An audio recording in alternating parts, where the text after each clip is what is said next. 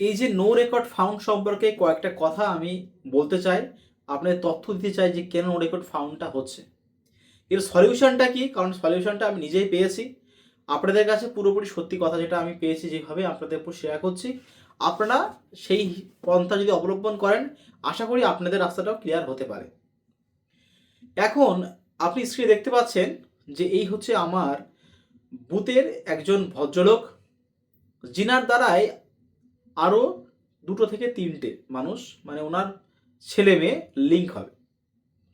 এখন ব্যাপারটা হচ্ছে এই যে ভুলভাবে এন্ট্রি হয়ে যাওয়া 4845, এই 4845 যে নাম্বারটা, এটা একটা বুথে কোনো প্রকারে সম্ভব না। সাধারণভাবে আমরা জানি যে একটা বুথে 1100-1200 ভোট হয়ে গেলে বুথটা কিন্তু দুভাগে ডিভাইড হয়ে যায়। সেখানে 4000 হওয়াটা আমাদের মতো মানুষ মানে মানুষ মাত্রই তো ভুল হয়। যদি যার ভুল হয় না সে কিন্তু মানুষ না, মানুষ মাত্রই ভুল হয়। সে মানুষের থেকে আরও অনেক হায়ার লেভেলের মানুষ, মানে অন্য কিছু, যাদের ভুল হয় না। তো এইভাবেই ডেটা কিন্তু এন্ট্রি করা হচ্ছে কম্পিউটারের সিস্টেমে, সেইটা ডেটাগুলো কি সফটওয়্যারের মাধ্যমে দেওয়া হচ্ছে, এটা আপনারা ভালো করে জানেন।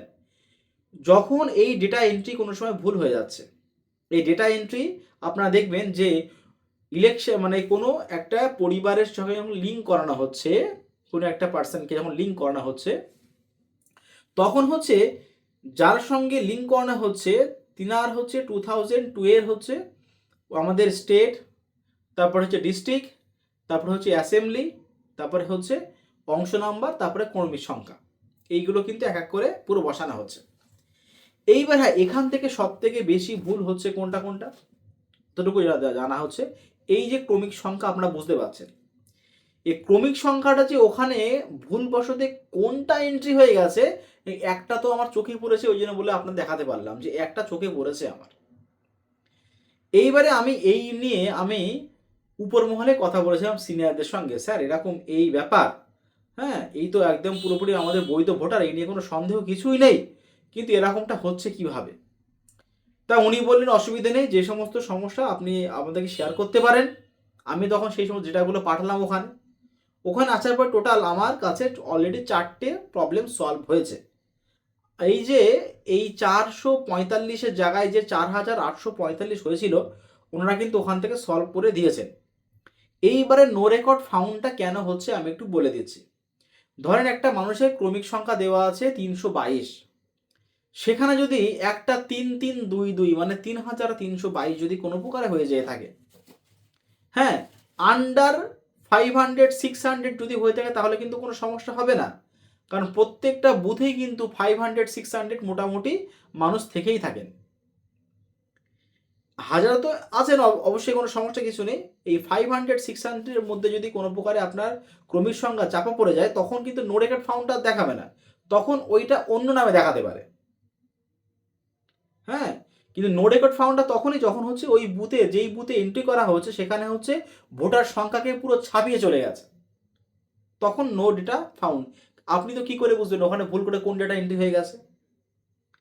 কারণ এখানে লিঙ্ক করানোর জায়গায় দুটো জায়গা আছে, একটা হচ্ছে 2002-এ যাতে নাম আছে, আর 2002-এ নাম নেই কিন্তু 25-এ নাম আছে একই ফ্যামিলি ব্যক্তির। এইটা দুইভাবে যে লিঙ্ক করানো হচ্ছে, যাদের এপিক নাম্বার ম্যাচড সেখান থেকে কিন্তু ডিরেক্টলি করানো যাচ্ছে, যাদের এপিক নাম্বার ম্যাচ নেই মানে কি অনেকের 2002 সালে নাম আছে কিন্তু এপিক ম্যাচ নেই, তাদের লিঙ্ক করানোর পন্থা তাদের কিন্তু একটু খাটতে হচ্ছে বেশি, তাদের হচ্ছে ওই বিধানসভা থেকে শুরু করে অংশ নম্বর থেকে সবই আমাদের চাপতে হচ্ছে। এই হচ্ছে ব্যাপার।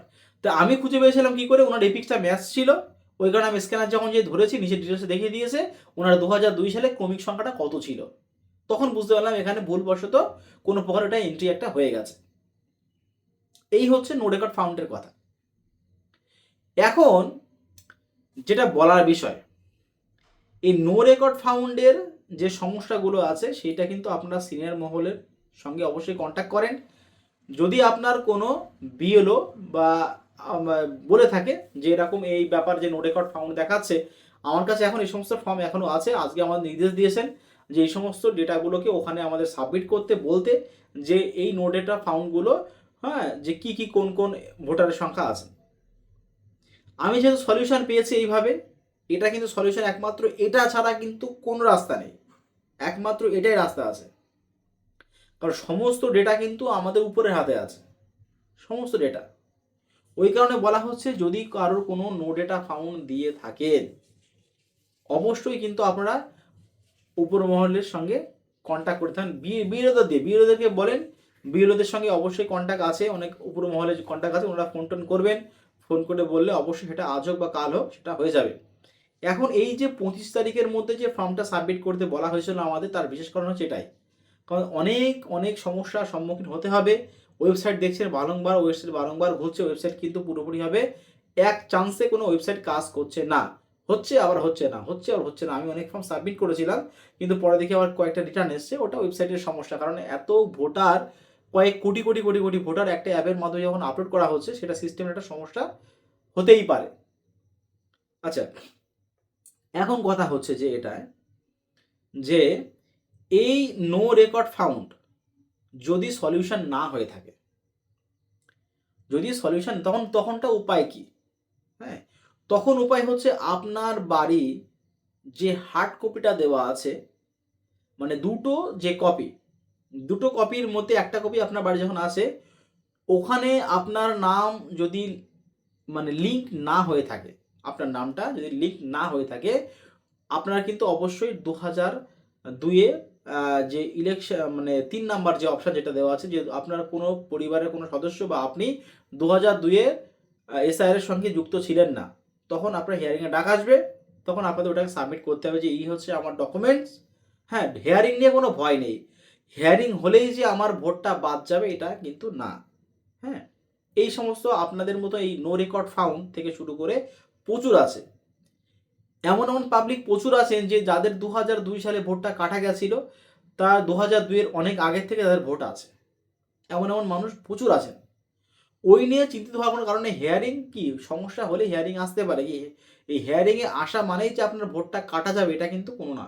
আর ভোট যে কাটা যাবে এটাও কিন্তু কিছু না, কেন কোনো বিএলও কিছু বলতে পারবেন না, আমরা বলতে পারবো না যে আপনার ভোটটা কাটা যাবে কি যাবে না।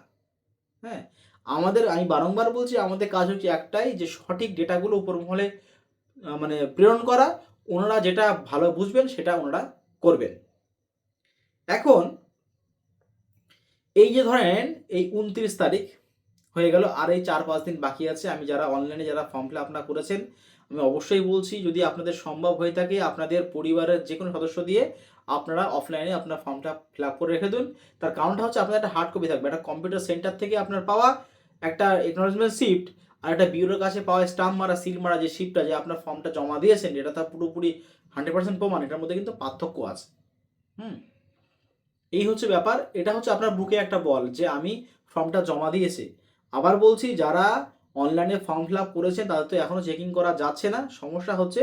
যদি এই বিষয়ে কোনো আপডেট পেয়ে থাকি আমরা অবশ্যই এই চ্যানেলে আমি সেই নিয়ে অবশ্যই ভিডিও বানাবো। তো আজকে ভিডিও এই পর্যন্ত। আমার চ্যানেলটিকে সাবস্ক্রাইব করে পাশে থাকা বেল আইকনটি ক্লিক করুন। ধন্যবাদ।